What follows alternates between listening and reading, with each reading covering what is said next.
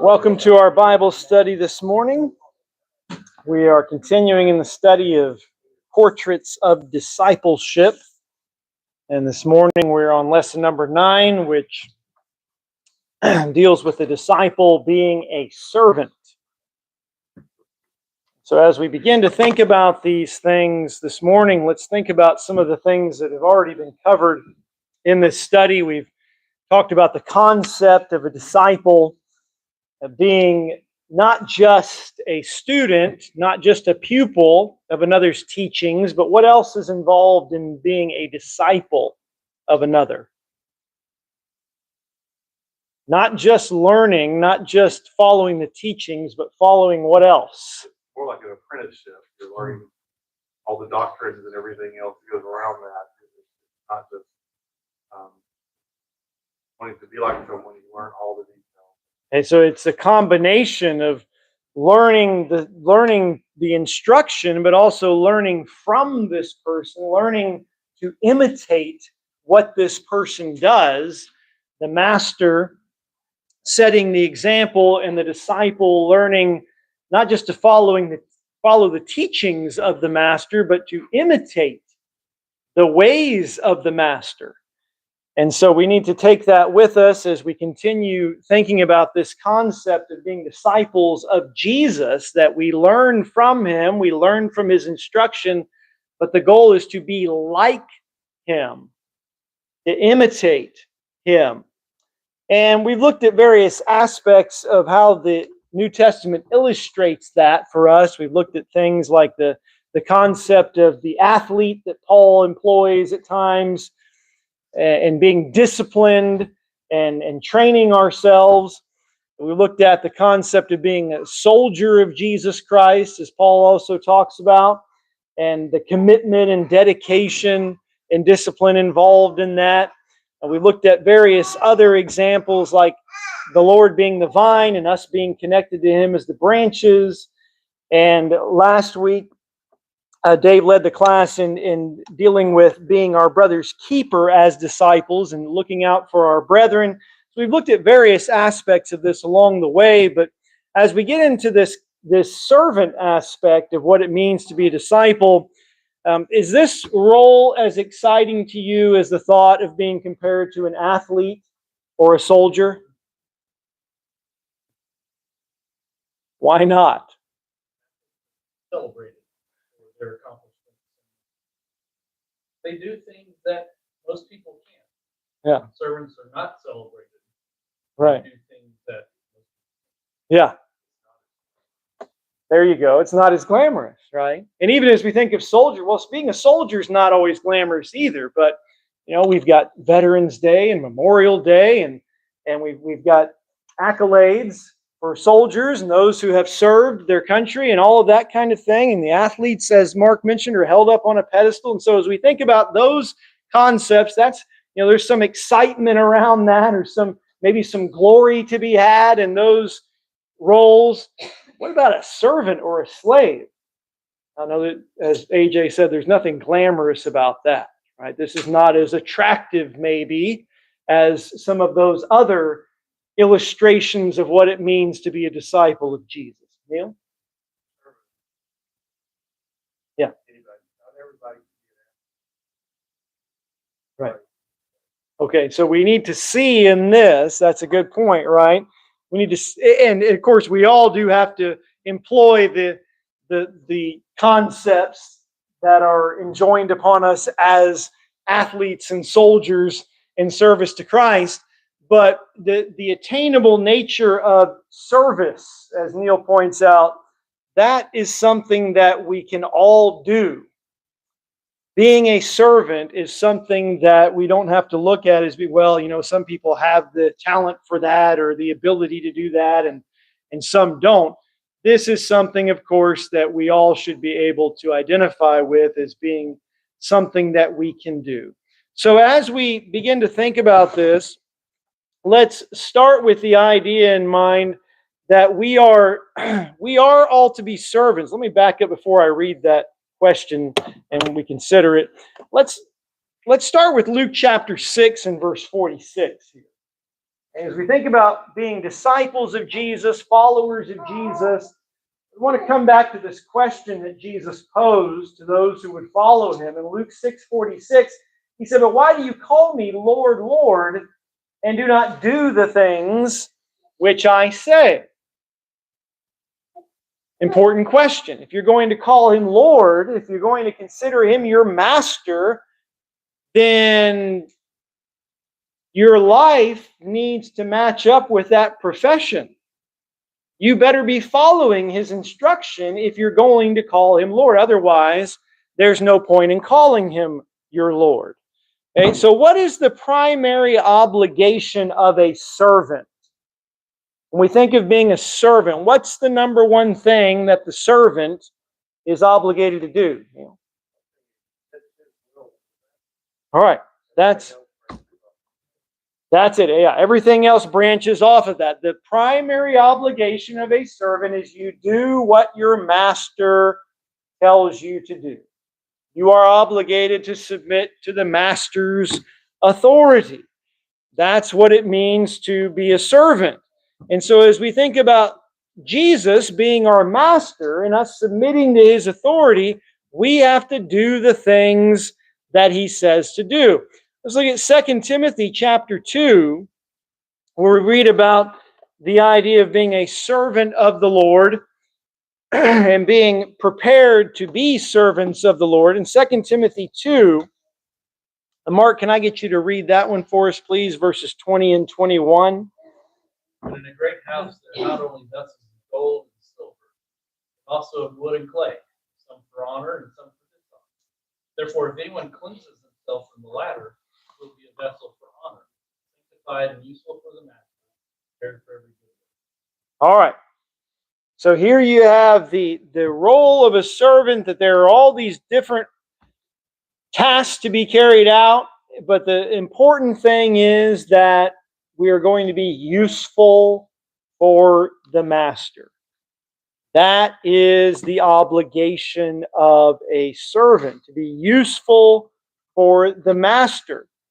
And so as we consider this, what we'll notice is that Jesus, in instructing his followers to be servants, right, what he's going to point out, as we'll see here in this lesson, is that in order to serve him, what else do we have to do when it comes to serving?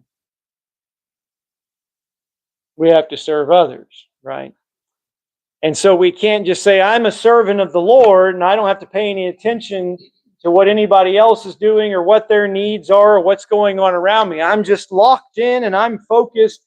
I'm a servant of Christ, and then ignore all the people around me. That's not how this works. We serve him by serving others. And of course, there are passages that address that, especially as we think about Matthew 25, which hopefully we'll have time to get to this morning. So we serve our master, who is Christ, and in doing so, we are busy serving one another, even serving our fellow servants who are disciples of Christ. All right, let's look at Matthew chapter 20. Matthew chapter 20, where we have a discussion in Matthew 20 between Jesus and his apostles.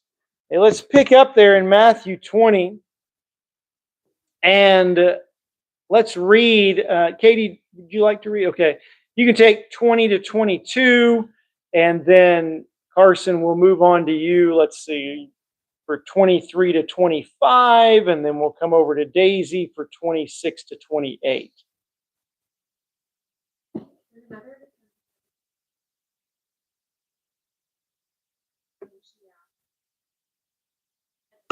What do you want? One of your right hand. Know what you are asking for.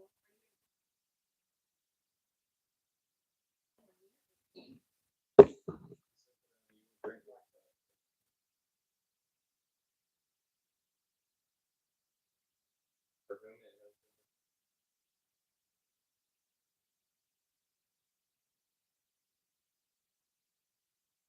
so that the rulers of the great ones Is not this way among you, but whoever wants to become prominent among you shall be your servant. Whoever desires to be first among you, just as the Son of Man come to be served, but give his life as a ransom. All right. Very important instruction here as we think about this entire concept of what it means to be a servant of Christ.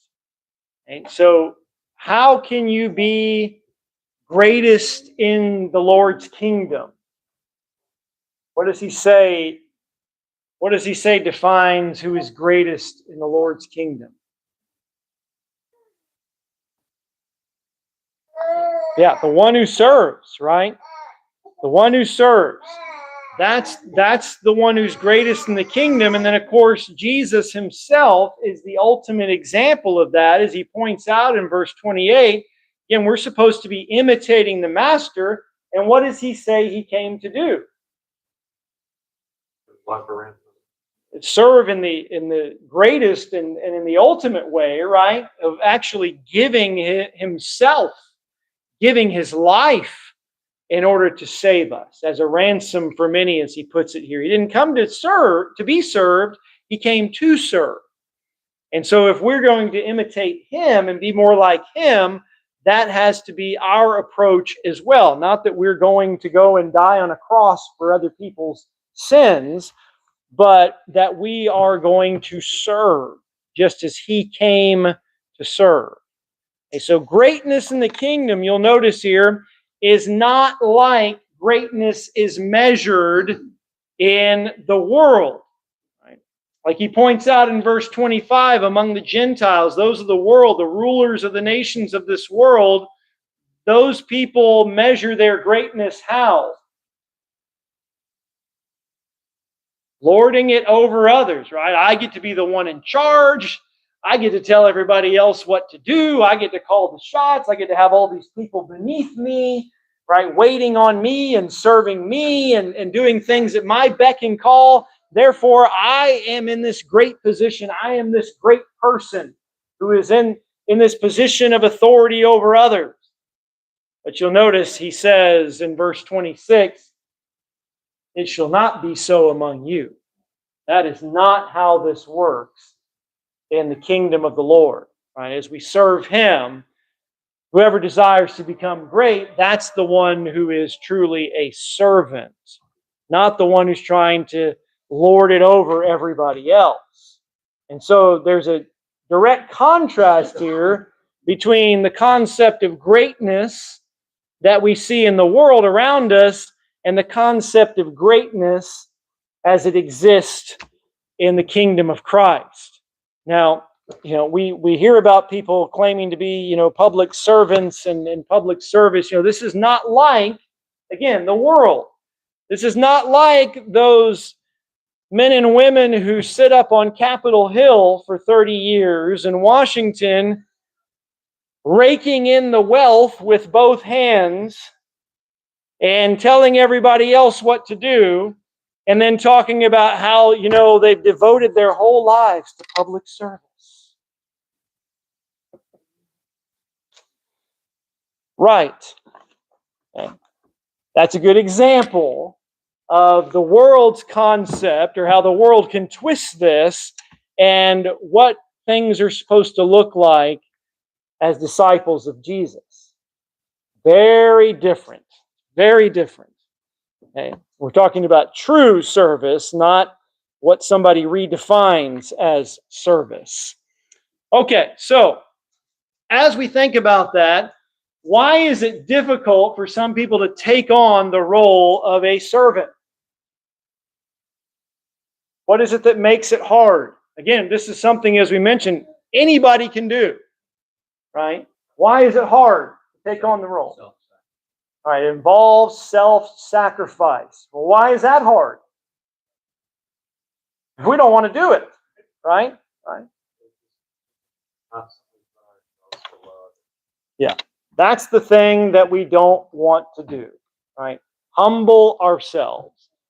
Ultimately, it's pride that gets in the way of being a servant, right? Because I have to lower myself. I have to serve somebody else. That means I've got to, instead of exalting myself and being the one who is served, I've got to lower myself and humble myself and sacrifice on my part to do something for someone else. Yeah, sometimes, yeah, a lot of times it is. It's not that, well, I'm going to get some great immediate payoff for this or some glorious reward here and now for this. Yeah, there may not be any reciprocation. The other person may not want to serve us. And so, yeah, there are all those things that play into this, Evan. Not only difficult to be in the role of a servant, but where's our heart at when we're serving? Yeah. Is it to serve them, or is it to serve ourselves on the inside? Right. Or is our heart actually in it or not? And that's the question. Let me just get to that question here, okay? Well, I thought I had it. Oh, there it is. There's the question. Okay, so why take on the role of a servant? Why should a disciple be a servant? Having just pointed out all of these things. Why do it then? If it's hard, it doesn't come natural, if we have to sacrifice, why do it? Yeah, he tells us to, right? It's his example that we're supposed to follow. It's the instruction that we're supposed to follow. Other people are people. Okay, so everybody's got equal value right before the Lord, and we have to be able to look at things that way, and we're not too great to serve somebody else. Yeah. We have to realize we all not right with God. Right. And there's others in that. Very much help others, get them on proper track and a good relationship. All right, so if you heard what Antonio said about how recognizing that we've all been broken, we've all sinned, we all need a Savior, we recognize that need in others, right? So with that in mind, this is going to have to come from a spiritually mature way of thinking about this, right? That's what is needed when it comes to being a servant. We've got to have that more spiritually mature thought process. Now, Jesus said, as we read a moment ago, that the greatest in the kingdom is the servant of all. So as we think about, well, why take on the role of a servant? Well, I want to be great in the kingdom. Right? And we have to be careful about how we think about that. Yes, we want to be what Jesus describes as being great in the kingdom, but the reason to be a servant is not so that, everybody will look at me and look at all the great works I do. I'm the number one servant in this church. I'm the greatest servant. Everybody can see it. Right? That is not the right approach. Okay? And so as we think about greatness and serving, we need to still, as Evan mentioned, come from the right heart here, the right motives in how we're approaching this, that we're not saying, okay, well, if that's what I've got to do to be the greatest servant, and I want everybody to recognize me as the greatest servant, then I'm going to do all these things that show that, so that nobody can mistake the fact that I am the greatest servant. Well, we've gotten off on the wrong foot, if that's the way that we're looking at this. I saw a couple of hands go up, Neil. I don't think the attitude of the servant.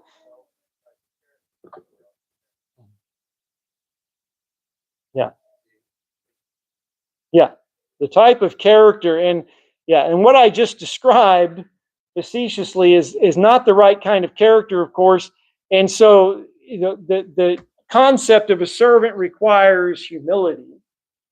And if we're looking at this like, well, I'm going to show everybody how great of a servant I am, and they'll recognize that I'm the greatest in the kingdom based on how I serve, then that is not true service, right? Because that is not humbling yourself. That's not lowering yourself. That's not recognizing the value of others. If we're elevating ourselves, even if we're trying to do it by serving, then we're not doing things the way Christ did them or would have us to do them.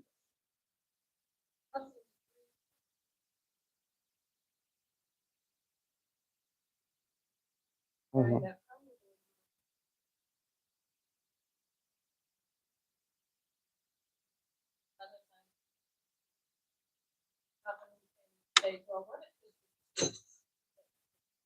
Mhm. That was good for him. Yeah. Like, Yeah.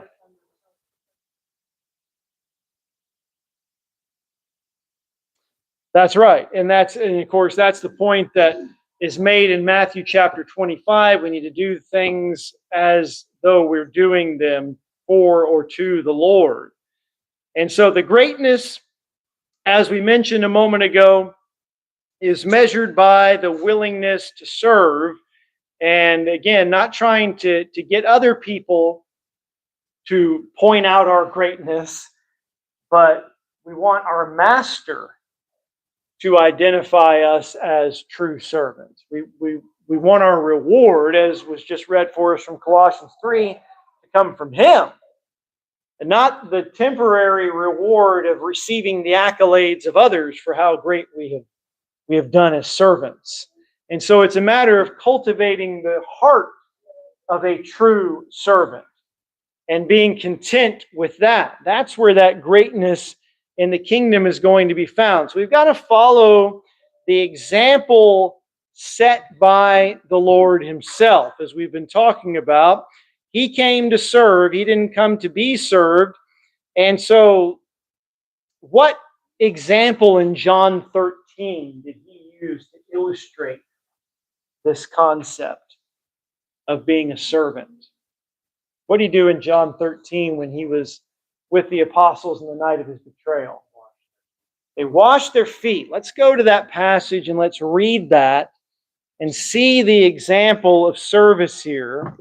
In John chapter 13, Antonio, let me get you to read 3 through 6, and then Miss Carolyn 7 through 10, and then Todd, if you would take 11 through 14. And then we'll come up to Gary for 15 through 17. Jesus. Amen.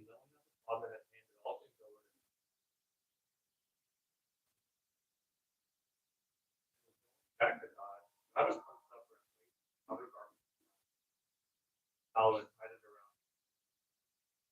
Water into the basin.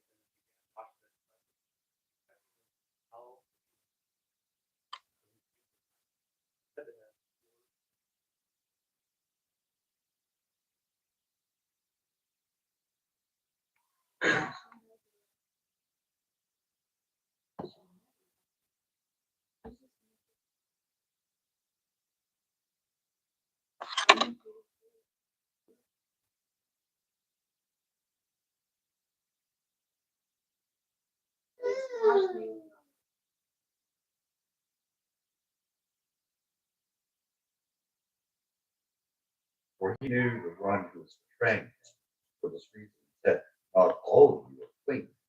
So when he had washed their feet and taken his garments and responded again, he said to them, do you know what I have done to you? You call me teacher and Lord and your wife, for so I am. By them the Lord and the teacher also taught the law. I have given you an example. Do as I have done to you. Verily, verily, I say unto you, servant is not greater than his Lord, neither is that he sent greater than he that sent him. If ye know these things, happy are ye if ye do them. I speak not of you all. I know whom I have chosen, that the scripture may be fulfilled. He that eateth bread with me hath lifted up his heels. All right. Let's think about what we've just read here in this example. First of all, what is the point of Jesus doing this? So Peter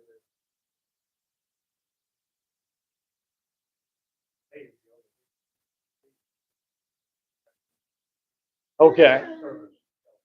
All right. And so as he performs this task, what kind of a task is this, first of all? This washing of someone else's feet. We don't, yeah, it's the lowest of the low. We don't have this, this custom in our society. We don't, wear sandals and walk everywhere on dusty roads and have this as a custom of hospitality and service and that kind of thing. So it's foreign to our modern experience of doing things, but it was, as Evan mentioned, the lowest of the low when it came to tasks performed by a slave or a servant. Right? If you would welcome someone to your home and you would have your lowest slave or servant wash that person's feet as a show of hospitality. So you think about what that would be like to actually do that for someone, right? And what a low task that is, and how unpleasant of a task that could be. And yet you have the one who is infinitely greater than all and above all, stooping down to that level to perform that very low menial task for his own disciples. And so he asks the question in verse 12, do you know what I have done to you? Oh yeah, we know, of course. You got down and you got some water and a towel and you washed our feet. We know the physical act that you performed here. What does he mean when he says, do you know what I've done to you? Yeah, do you understand what this means? What the implications are, what the example is, what the significance of this is. And he explains that in verses 13 and 14. Here, he's the teacher. He's the Lord. He's the one in the exalted position. He says, that's true. That's what they call him. That's the way it is. And so here's the point. If the Lord and the teacher can stoop down to this level of performing the lowest, most menial, right, least attractive task of service, then he says, you also ought to wash one another's feet. Now, is this limited just to the physical act of washing someone's feet? Is that what he's trying to establish here? From here on, we're going to have a ritual of foot washing to show that you are a follower of Jesus. What's the point when he says, you also ought to wash one another's feet? All right, do whatever it takes. Right? If it's the lowest of low tasks, if it's something considered not that low or something in between or whatever it is that it takes to serve someone else, to serve one another, right? He showed that he's willing to do the very lowest thing. You should be able to do that for each other. Whatever it is, whatever is required, whatever is needed, he says, I've given you an example that you should do as I have done to you. Nobody can say, well, I don't need to, stoop to that level. Because as he points out here, the servant is not greater than his master, and the master stooped to the lowest level. God. Yeah. One phrase we may have heard used recently is the idea of a servant leader. And I think it's appropriate to even talk about that, because that's one of the things we struggle with. Mm-hmm. How to lead service. Mm-hmm. And it's useful to think about it. That's what Jesus demonstrates. Yeah. He was leading this group of disciples. He was leading people and what he was teaching, showing them that he combined that with it. Mm-hmm. And it's a lifelong effort to try to mix these two things. Instead of being a leader, instead of focusing on great or being prominent. Yeah, and the thing that drives that point home of leading as a servant, right, is the example. It's the example. And so if someone is going to lead and be a servant at the same time, the example of service has to be what it should be. I know everybody in here probably heard people say, I don't like to do that. Mm. But if it's something you're called to do, yourself to the level like Christ did.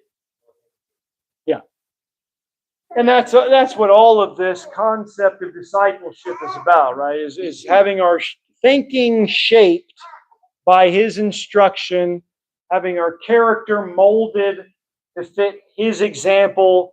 And so we have to learn to come around to wanting to do the things that he instructs us to do. And that includes wanting to serve others, wanting to be a servant. So when are we most like Christ? Well, when we're servants.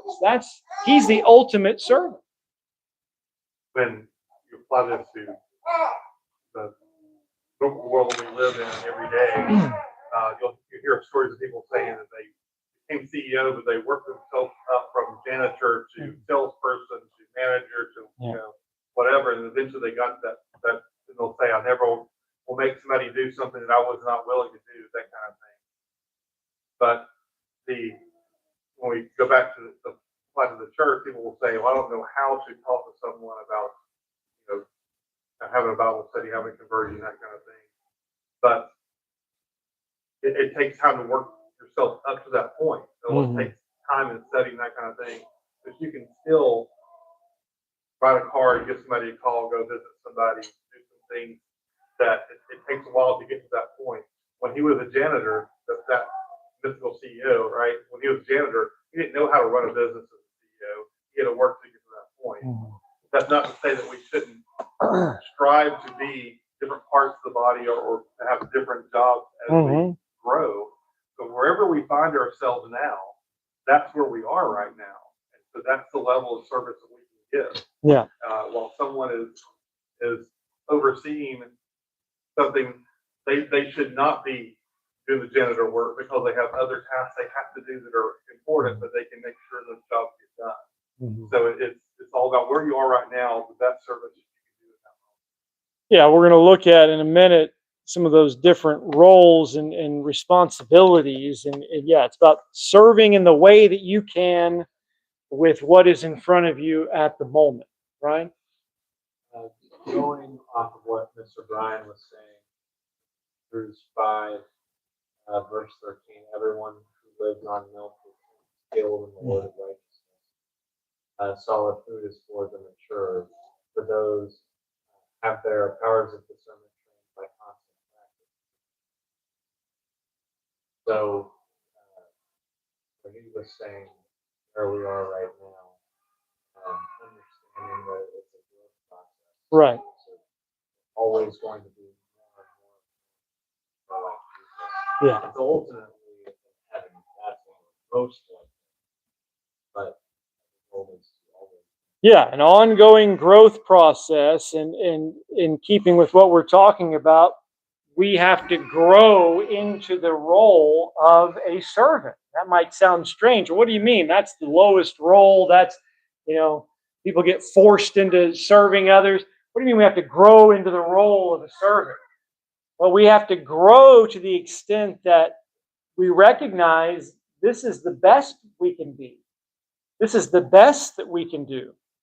We need to cultivate that desire to serve, right? Whether it's visiting somebody who is sick, or making a meal for somebody who needs a meal brought to them, or taking some time to encourage somebody who needs encouragement, or trying to teach somebody, or helping somebody with some physical need. We have to grow into the character of Christ, of recognizing that if there's a need, I need to be the one who can serve in fulfilling that need. And just last little piece of that is when we first are born, or this day last week, as a baby, we're all about ourselves, 100% about ourselves. And it's the same thing with Christ. When we first become Christian, it's all about, I'm dead in sin. I need Jesus for that reason. And it's about my salvation. But then it becomes more than that, because we're now in a body. And we learn to love everyone there. And it's not automatic. It doesn't happen just because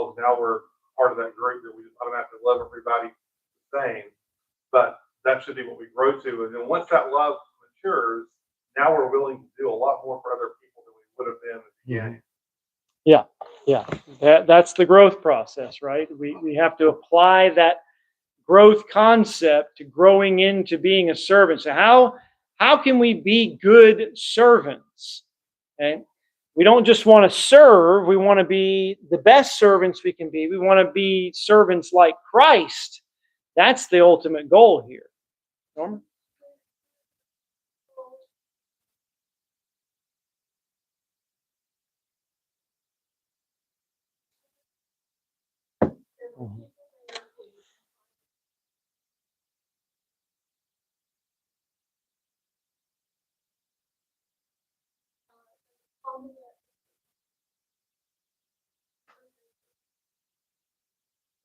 And this was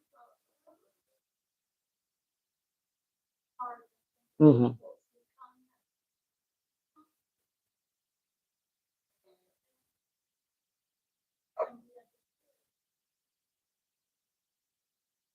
Mhm. becomes harmful.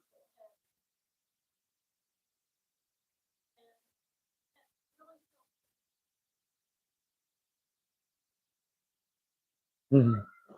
Yeah, and that's it, right? We need to help each other develop as servants, and so bringing others along to serve in various ways, and seeing those examples and having that encouragement. That's part of how we grow into this role, is by doing and by sharing in it with those of our brothers and sisters in Christ who are engaged in the work. And so, when it comes to how to be a good servant, as we've talked about some already, it starts with attitude, right? It has to begin with attitudes. What kinds of attitudes does an effective servant need to possess? What are some of those attitudes? Humility, as we mentioned earlier, has to start with humility, because if I'm too good to serve anybody else, then I've already failed as a servant. So I've got to be willing to humble myself. Jesus humbled himself, according to Philippians chapter 2, right? To leave heaven and to come in the flesh and to do the Father's will. Okay, meekness along with humility, right? Those are closely connected. Meekness, that restraint, and the things that go along with that, with gentleness and those kinds of things. Todd? Yeah, I was just going to emphasize that phrase in Philippians 2. Paul tells us to regard one another as important things. So Yeah. It boils down to that. And on this point, servant leadership, one of the preeminent characteristics of that attitude is that individual is focused on elevating others. Yeah. Well put, right? Elevating others and not ourselves. That has to be the attitude here. I'm not doing this again so that people will exalt me and say, oh, look, what a great servant. I'm doing it because I want to be like Christ, and that requires me to humble myself and to do for others. Oh, love, the attitude. Sorry, I didn't catch it. Yes, the attitude of love, right? Of course, Christ is the greatest embodiment of that. And so, again, looking at him, looking at his example, looking at what it means to love, to truly do what is in the best interests of others, putting their needs ahead of our own. And so all of these things have to be involved. All of these attitudes have to be present if we're going to be effective servants. Jordan? What is inherent?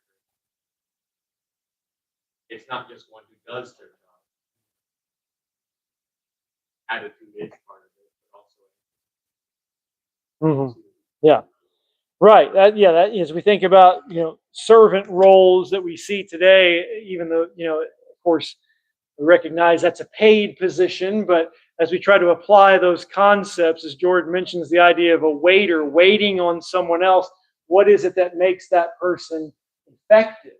Okay. And so some of these other things that we'll look at tie in with that, right? Awareness, being aware of what our own talents are. What can I contribute? How can I serve? What can I do? being aware of what our task is.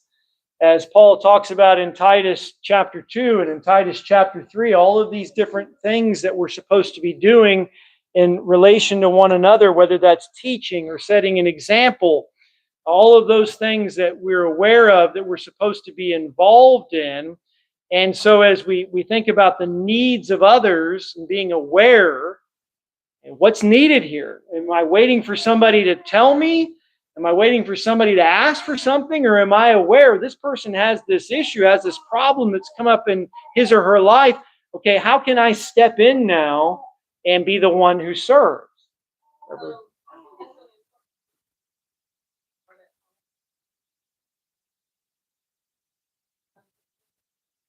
A lot of times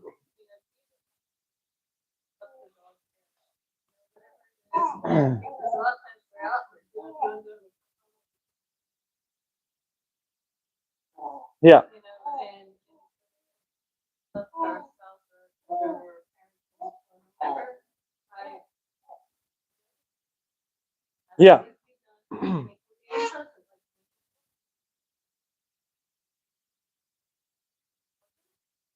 Mm-hmm. Right. Titus chapter 2 and verse 14 tells us that God's people are to be zealous for good works. Right? Not just the particular good works that we like, but good works across the board, right? Whether they're pleasant or unpleasant, we're supposed to be zealous for good works. And we're supposed to look out for the needs of others. Philippians chapter 2, verses 3 and 4, not just our own needs, but the needs of others. Be aware of what those needs are and be ready to step in to help with those needs. Gary? Looking back to you, it has to be a commitment. I think sometimes we hear the word commitment and we immediately lock down like, oh, what have I got to do here? Yeah. So you kind of put up a wall of resistance. You got to break that wall down. Right. And be willing to look at your talents, what your task is. I think sometimes that little wall we put up is maybe it's just temporary, but you got to get over it. Yeah, got to get over ourselves, right? And understand that this is what we are supposed to do according to the Lord's teaching and his example, and to be considered great in the kingdom. And we've got to break through those barriers. We have to take action, right? James chapter 2, of course, talks about how faith without works is dead.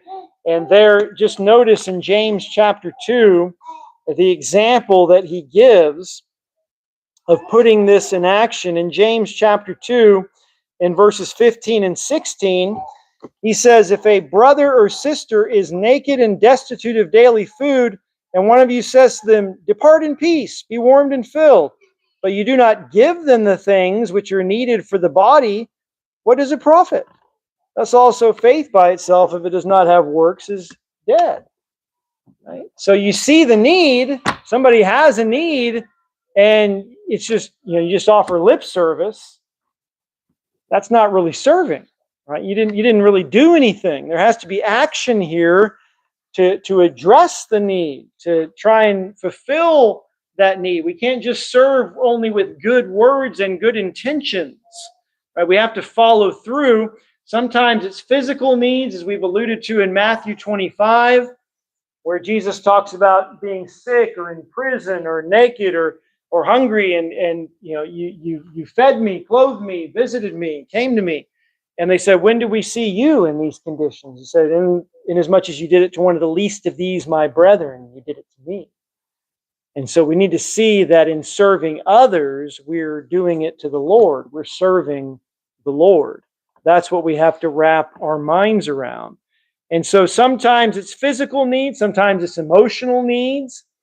Romans 12 and verse 15 tells us to rejoice with those who rejoice and weep with those who weep. And so we've got to meet the emotional needs as well as the physical needs. 1 Thessalonians 5:14 tells us to comfort the faint-hearted and uphold the weak. And so there are physical needs, there are emotional needs, there are spiritual needs that have to be met.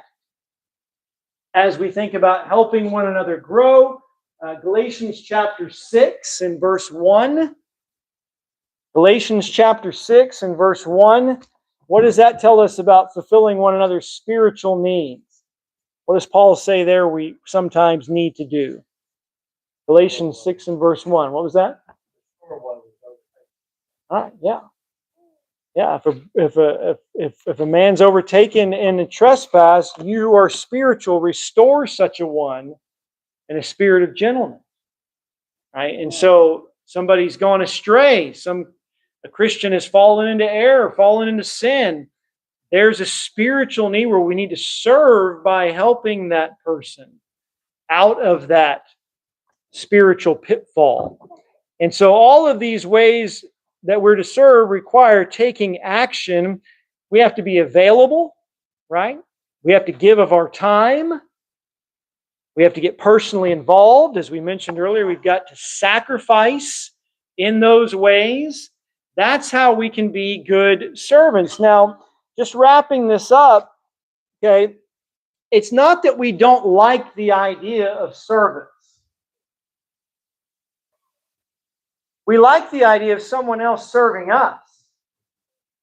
It's not a problem with the concept of service. Right? We want to sit and be served. That's great. I'll take that. The problem is when we're the ones who have to do the serving, when the shoe's on the other foot, so to speak, that's where the difficulty comes in, where I've got to be the one serving someone else. And so we have to cultivate that heart of a servant and desire to serve others in the way that the Lord has served all of us. We're out of time. Thank you for all the good input this morning and discussion as we've studied these things.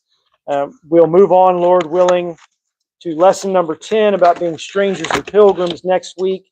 There will be a teacher to be named later covering that lesson as I'll be away in a gospel meeting. But thank you for being here. We'll take a few minutes now to get ready for our worship assembly.